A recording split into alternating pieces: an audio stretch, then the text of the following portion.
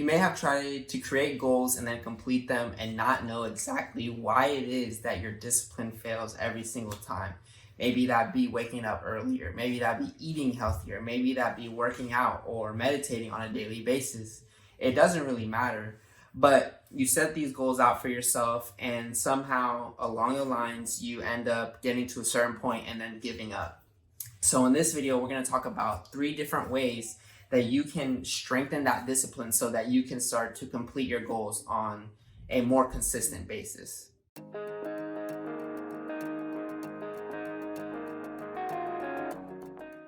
What's up, everybody? It's Solar and Lotus from VIBERNATION.com, and for more true no BS spiritual information, make sure you hit that subscribe button and also hit that notification bell to be notified every time we drop some spiritual information for you. So how do you maintain your discipline even with the busy schedule?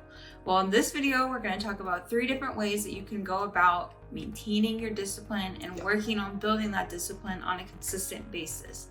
Solar and I have been meditating and journaling consistently for about 2 years now, and through trial and error, through this journey over 2 years, we've learned a lot about discipline and how to maintain that discipline.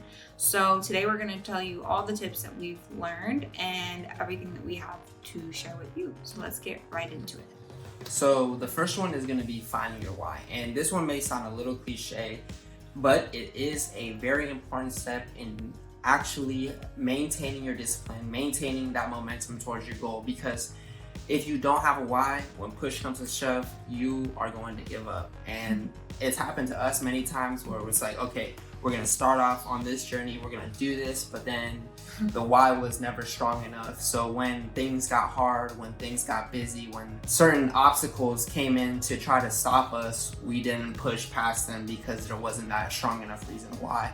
So this is going to create basically a subconscious trigger so that anything that comes around to try to stop your momentum or to try to prevent you from continuously moving forward, it's going to create a subconscious trigger to be like, okay, yeah, let's keep pushing forward. And then from there, you can follow that and then keep on pushing forward.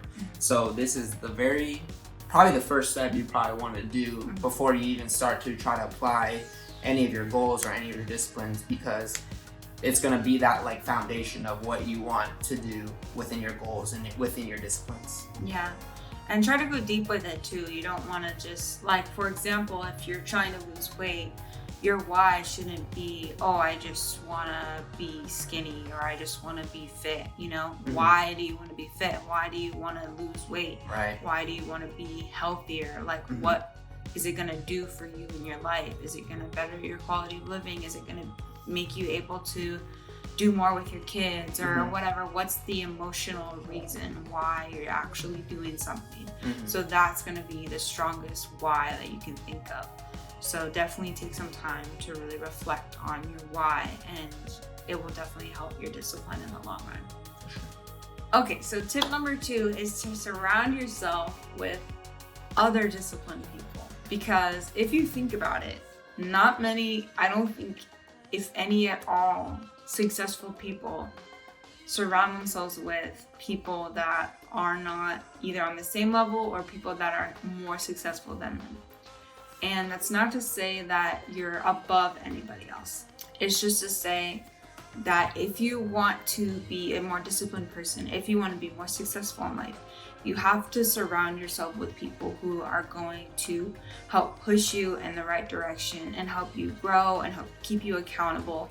And you can do the same for them. So it's a win-win kind of situation. And this is probably another really important key piece of becoming more disciplined, is knowing who to spend your time with and knowing who you need to kind of stop spending so much time with.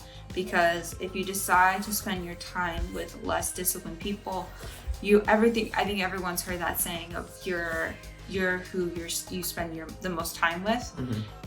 That is so true, because if you tend to spend more time with people that aren't as disciplined, you're most likely going to fall into that same sort of habit and routine or whatever that they have going for themselves. You're going to kind of start to fall into that, and you want to be able to rise up with people that are rising up too. So choose who you spend your time with very wisely.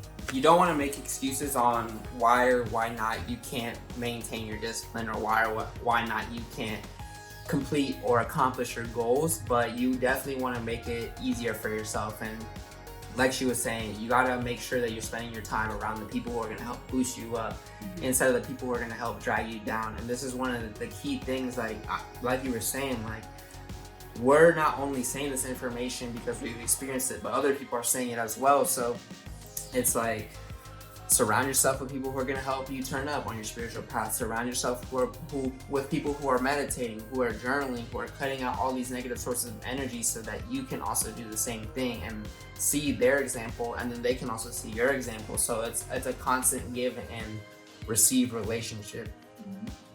Comment connection down below if you agree with this tip, if you would have any other suggestions for this tip, or if you have any experiences that you've dealt with this tip.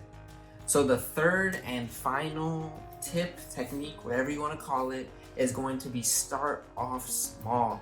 A lot of people want to bite off more than they can chew, and they end up choking on that piece of cheese. That's actually happened to me before. So, so definitely be careful, because, and this is not only symbolic with what can actually happen on your goals and disciplines, because listen, like, think of it as like a bodybuilder, right? A bodybuilder who starts off, maybe they start off at like 125 pounds and they're really skinny, you know, they're just going to the gym for the first time. They're not gonna go all the way to the 80-pound dumbbells, right? They're gonna start off at the 15-pound dumbbells. And what that is going to allow them to do is get these small victories. And over time, this helps boost their morale to want to continuously progress. And as they see the momentum, you know, manifesting on a physical level, they're going to continuously want to keep going. And this all started with taking the steps, because a lot of people, they want to skip the steps. They don't want to take the steps because they're so in tune with immediate gratification. But once you start to tune into the truth and tune into your own pace, then from there, you'll start to be able to progress. And it can seem like if you try to bite off more than you can chew, at times it can be really discouraging, because like the bodybuilder example, if you go into the gym, if you've never lifted a weight in your life and you go into the gym and you expect to lift and bench like 120 pounds or something crazy like that, you're gonna be disappointed when that bar falls on you and you start like choking or something. Like, you're gonna be disappointed, you're gonna be, you know, your morale will be lowered. Yeah, you're gonna feel like, oh, I can't do it or whatever. But if you had started with the 10, 15 pounds, you know, started working your way up, you'd be like, dang, like, I got this, you know, like, I can do this. This is nothing. What's 20 pounds? What's 25 pounds? You know, you start to build that momentum, and that momentum just gets bigger and bigger. And then one day you can lift 120 pounds, but you've taken those steps, like Solar said. Bonus tip. So the bonus tip is to not compare yourself to anybody except who you were yesterday. And again, this sounds cliche, but it's so true.